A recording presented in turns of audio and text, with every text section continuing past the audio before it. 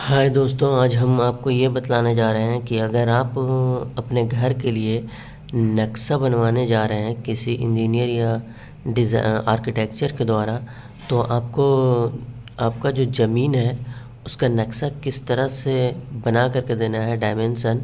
ठीक है, वो हम आज आपको बताएंगे कि किस तरह से आपको बनाना है। ये एक पेज पे बना करके देना है। ठीक है, ऐसा नहीं कि आप मैसेज सिर्फ कर देंगे तो उससे उनको बहुत कन्फ्यूज़न होगा। आपको और कुछ बहुत कुछ मतलब बताना पड़ेगा। ठीक है, तो हम आप को यही बतलाने जा रहे हैं कि किस तरह से आपको लिख करके देना है, ताकि उनको कन्फ्यूज़न नहीं हो, आपसे दोबारा पूछना ना पड़े कि वेस्ट किधर है, ईस्ट किधर है, मेन गेट किधर रहेगा आपका, क्या है रिक्वायरमेंट, वो सब सब चीज़ पूछेगा। ठीक है, किधर आपका स्पेस है, किधर नहीं है, तो वो सभी चीज़ आपसे पूछेगा।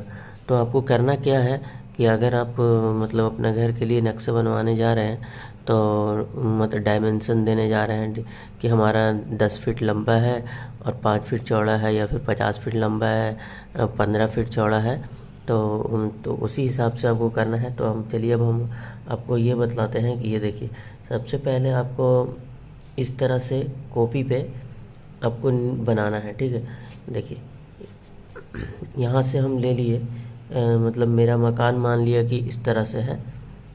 ठीक है, यहाँ से ये हो गया, ये हो गया पूरा मेरा ज़मीन। ठीक है, ये मेरा पूरा ज़मीन हो गया। उसके बाद हम आपको दिखाते हैं यहाँ पे, ये जो हमारा हो गया ये 50 फीट हो गया। ठीक है, ये हो गया 50 फीट, और ये हो गया हमारा 80 फीट। ठीक है, ये हो गया हमारा 80 फीट। तो ये जो है यहाँ से यहाँ तक के, मतलब ये देखिए यहाँ से यहाँ तक के हमारा जो हो गया ये 80 फीट का हो गया। ठीक है, और यहाँ से यहाँ तक के 50 फीट का हो गया। ठीक है, यहाँ से देखिए, यहाँ से यहाँ तक के 50 फीट।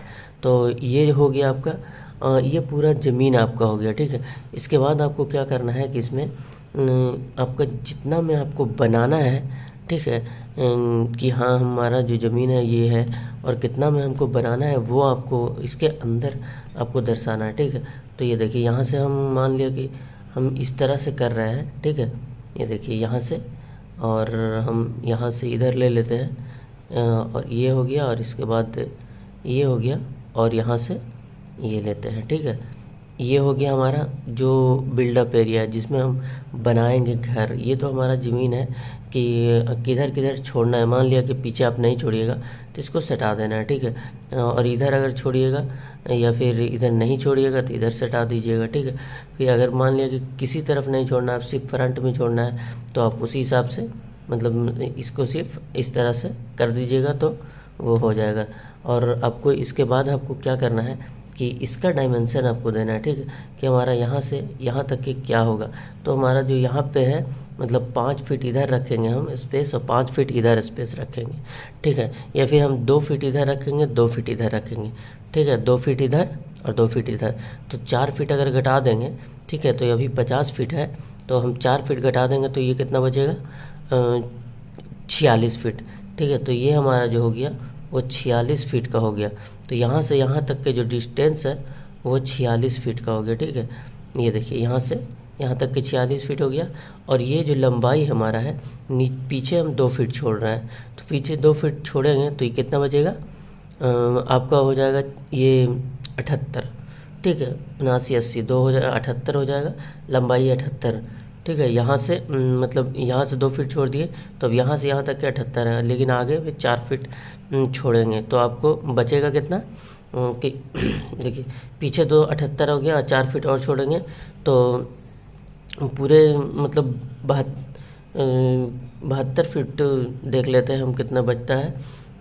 80 में से घटाना है आपको कितना, पीछे 2 घटेगा और फ्रंट में 4 फीट। ठीक है, तो 4 यहाँ पे हो जाएगा, 4 2 6, मतलब 6, यहाँ पे 4 बचेगा, और एक 74 फीट। ठीक है, तो ये जो हमारा स्पेस होगा वो 74 फीट का होगा। देखिए यहाँ पे 74 फीट का। ठीक है, यहाँ से यहाँ तक के हमारा 74 फीट हो गया। ठीक है। इस तरह से आपको देना है और यहाँ पे मेंशन आपको भी कर देना है कि कितना हम छोड़े हैं, ठीक है। यहाँ पे जो है इस तरह से करके देखिए, यहाँ से यहाँ इसको थोड़ा बाहर लेकर के आके अब 2 फीट इस तरह से दर्शा सकते हैं, ठीक है। और इसके बाद आपको ये हो गया। अब फ्रंट में जो 40 मतलब 4 फीट छोड़ा गया है तो उसको भी हम इस तरह से दर्शा देंगे, ठीक है। यहाँ से हम इसको थोड़ा बाहर कर देते हैं और यहाँ पे 4 फीट दर्शा दिए, ये हो गया। अब इसके बाद मेन आपका ये है कि ये अब आपको बना दिए, तो अब हमको इसमें क्या देना है उसको कि फ्रंट किस साइड रहेगा, ठीक है। मतलब मेन गेट किस साइड में रहेगा वो आपको बतलाना है। तो यहाँ पे क्या करना है कि सबसे पहले मान लिया कि हम ये हमारा नॉर्थ है, ठीक है। NORTH, ये नॉर्थ हो गया, ठीक है। एक साइड भी आप दे दीजिएगा कि नॉर्थ साइड है, ये वेस्ट है, ईस्ट है, साउथ है, ठीक है। तो को एक साइड भी लिख दीजिएगा तो उसको समझ में आ जाएगी क्या है। अगर मान लिया हम नॉर्थ ये हो गया तो नॉर्थ साइड दे दीजिएगा तो वो सबसे अच्छा रहेगा, ठीक है। उसके बाद हम क्या करते हैं कि अगर हम यहाँ पे मेन डोर रहेगा, ठीक है। मान लिया कि हम फ्रंट में नॉर्थ साइड में ही मेन डोर मेरा रहेगा, तो यहाँ पे लिखना होगा, ठीक है, कि मेन डोर, ठीक है। ये हो गया। इसके बाद उसको समय पूछना नहीं पड़ेगा कि अब किधर किधर क्या करना है। मान लिया ये हो गया। अब इसके बाद आपको क्या करना है कि रिक्वायरमेंट उसके बाद आपको रिक्वायरमेंट पर ध्यान देना है, ठीक है, कि क्या क्या रिक्वायरमेंट रहेगा, ठीक है। रिक्वायरमेंट आपका जो सपना है कि कैसा कैसा मतलब रूम बने और क्या क्या इसमें हो, तो वो आपको लिख करके देना है, ठीक है। तो मान लिया कि इसमें हम चाहते हैं कि 4 बेडरूम हो, ठीक है। तो यहाँ पे हम लिखते हैं अभी 3 बेडरूम, ठीक है। और दूसरा नंबर में 1 बेडरूम, देखिए बेडरूम,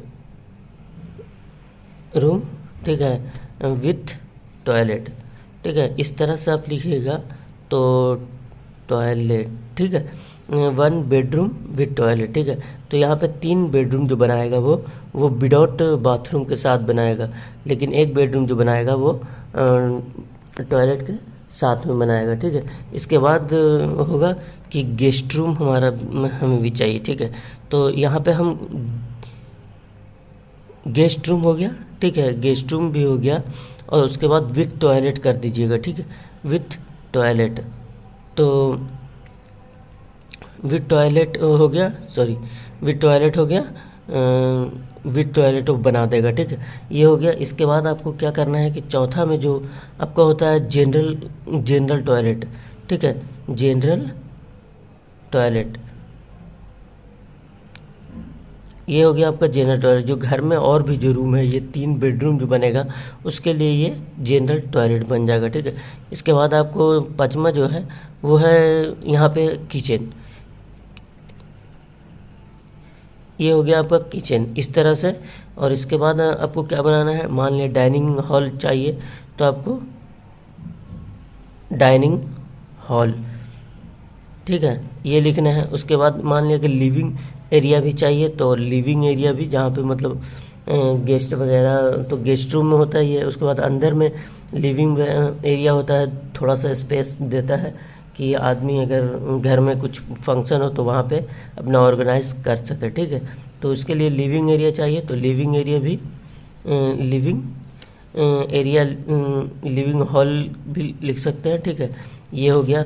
इसके बाद आपको क्या, देखिए ये सभी डिपेंड करेगा आपके घर का जो ज़मीन है उस पे बिल्डअप एरिया, जिसमें आप जितना फीट में आप चाह रहे हैं कि कितना फीट में बने, वो आप उस पे डिपेंड करता है, ठीक है, कि कितना फीट पे रहेगा। देखिए जैसे इसका है 46 फीट है, ठीक है, और लंबाई जो आ रहा है 74 फीट है।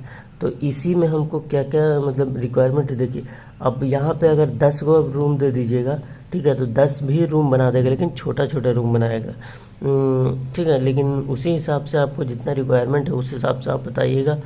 और इसके बाद हमारा किचन हो गया, टॉयलेट हो गया, लिविंग एरिया। अब हमको क्या करना है कि यहाँ पे 8वां में पार्किंग बहुत ज़रूरी होता है, ठीक है। तो इसमें बाइक पार्किंग, मान लिया बाइक पार्किंग की ज़रूरत है तो बाइक पार्किंग,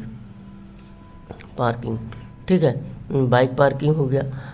ये 8 चीज़ हो गया, ठीक है। ये हमारा सबसे मेन मतलब बेसिक पॉइंट हो गया कि आपको ये बतलाना होगा। सबसे ज़्यादा इम्पोर्टेंट यहाँ पे ये रखता है कि नॉर्थ साउथ ईस्ट और वेस्ट, ठीक है। नॉर्थ साउथ ईस्ट वेस्ट, ये वेस्ट, ये मतलब लिख करके आपको देना बहुत ज़रूरी हो जाता है, ठीक है। और ये रिक्वायरमेंट साथ में, ठीक है। इसके बाद आपको पूछना नहीं, मतलब बताना नहीं पड़ेगा कुछ कि हाँ क्या करना है और क्या नहीं करना है। और एक चीज़ और बतलाते हैं, मान लिया कि अब चाह रहे हैं कि यहाँ पे हमारा जो एरिया है वो हम किसी साइड में छोड़ेंगे नहीं, सिर्फ फ्रंट में छोड़ेंगे। तो आप उस तरह से भी बना करके दे सकते हैं। देखिए यहाँ से